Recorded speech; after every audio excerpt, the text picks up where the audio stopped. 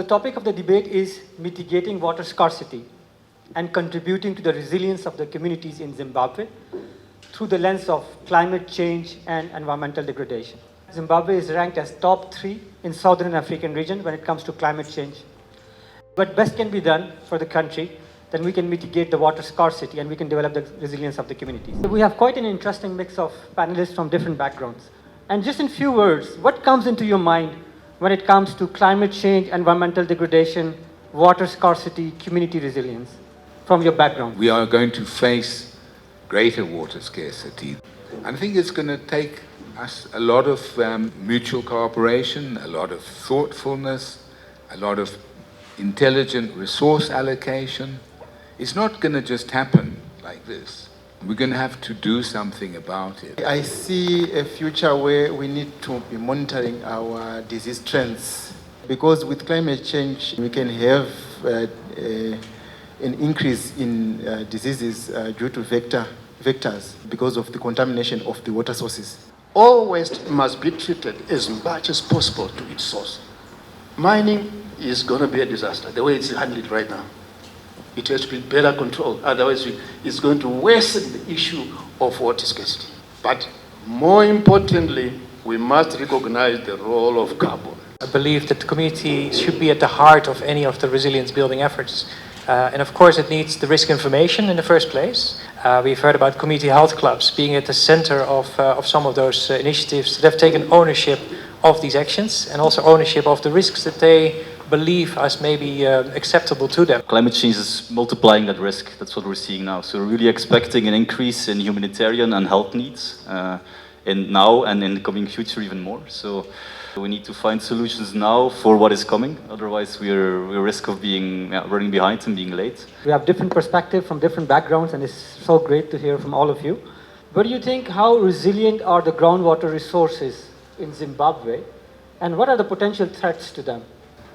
People are drilling like 180 meters, boreholes down 180 meters into solid rock with hardly a drop of water down the bottom. So you've got a whole corner of the city that is actually running out of water. So the resilience of the groundwater in Zimbabwe as a society is quite low. Harare is in one of the wetter parts of the country, but we don't see the kind of advocacy, the sort of mindset where we are told, conserve water, be careful, don't splash it around. We've got to be smart if we want to avoid these crises.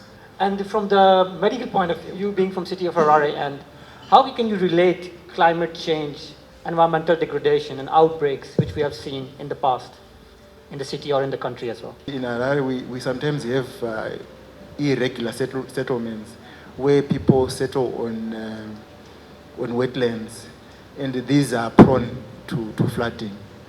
And this is obviously an issue that we need to tackle. And Dr. Wingri, I mean, you have been speaking a lot on sustainability, nature cycle and everything. I mean, water scarcity is real. What is the impact on livelihood from your point of view? All I'm talking about is biodegradable waste. That is money. That is life. That's transporting carbon to a landfill for burning, for all these controversies. We know 70% of Zimbabwe is sandy. And 6% of our population is out there. Yes, we have provided them with fertilizer inputs. But that soil, the farming, there's no carbon in it. But we give them chemical fertilizer. That chemical fertilizer's use efficiency will only be improved if Harare City Council was to take all of that to the 60%. They'll change lives because of carbon. Thank you so much, Dr. Wingri. Yeah, so from UNICEF side, I mean, it's a huge organization, development projects and everything. So what are the actions so far UNICEF has taken for this climate mitigation, and what are the potential barriers you have faced so far in implementing those actions? I see also the passion of the kind of panelists on their own fields, on epidemiology, on the innovation side and carbon, and on water resource management. All those things have to come together And in all those elements that we talked about, of the risk of flooding or the risk of drought or the risk of outbreaks like cholera, typhoid, they all need this longer term approach. One of the things that, of course, UNICEF is focusing on is the well-being and the rights of children. And we heard about cholera, typhoid. They might not specifically target children, but diarrhea is affecting already day-to-day children in Zimbabwe, and they die of it. They actually have issues with schooling and with their general health. So if children are inheriting the city of Harare, what would it look like for them?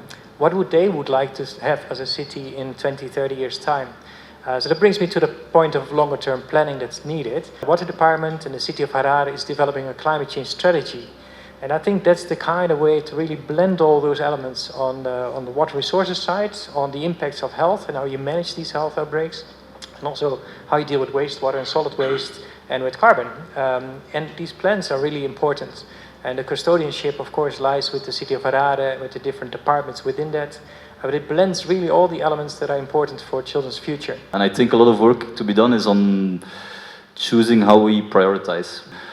And there I think an organization as MSF, we can play a role, because our identity is to go where the needs are high. And that allows us, I think, to identify communities, populations that are really feeling the impact of what is happening. And so targeting those, I think, is a good first step. So identifying those hotspots of where the climate crisis strikes the hardest. So what are the priority actions, Dr. Owen, we can take for the management, use and protection of groundwater resources then? The action to reduce the demand is co-management of surface and groundwater resources. That's critical. We have to do that. We can't leave that portion of the city served only by self-service groundwater. The other actions to reduce demand are advocacy. People are not water-wise. They need to be water-wise. How many green flower beds and gardens do you have to have when next week you won't have water to drink?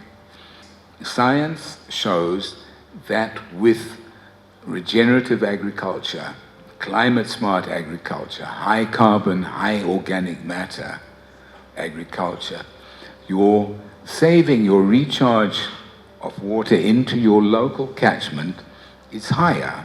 What could be the potential synergies we can do to mitigate those things?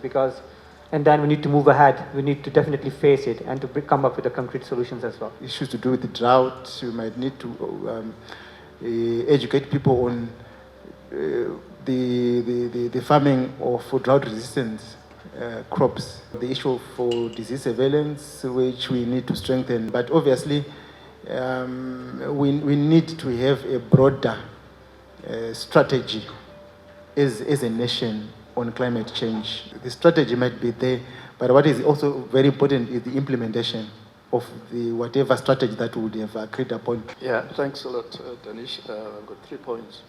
Restrictions on water use is just that we do not have the technology, but we do have now. You do not have to restrict people, give them the technology which we have. The second point, we're doing so well with tobacco. A lot of contracting companies growing tobacco. What they're doing is they are giving farmers inputs, chemical fertilizer inputs. And that is actually destroying our soils.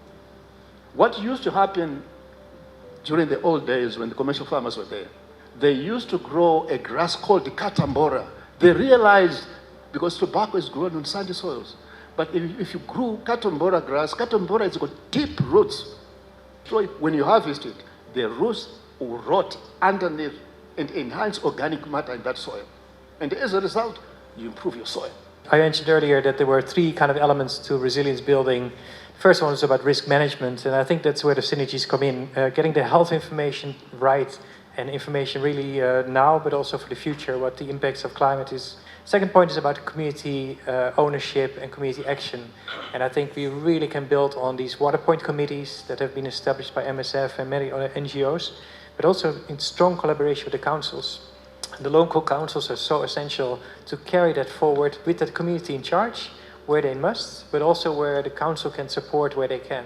The third thing is about government support and decentralization and longer-term planning. And I'm very happy that His Worship is here, the Mayor of Harare, because the city of Harare has developed this water climate change strategy, it can look into 30 years and it can analyze the information and can actually plan and provide resources to it. Synergies in understanding the issue, that's really, we all have our own expertise and we need to pool that to really have a global view. And synergies in, as you already said, defining strategies and defining solutions together with the communities.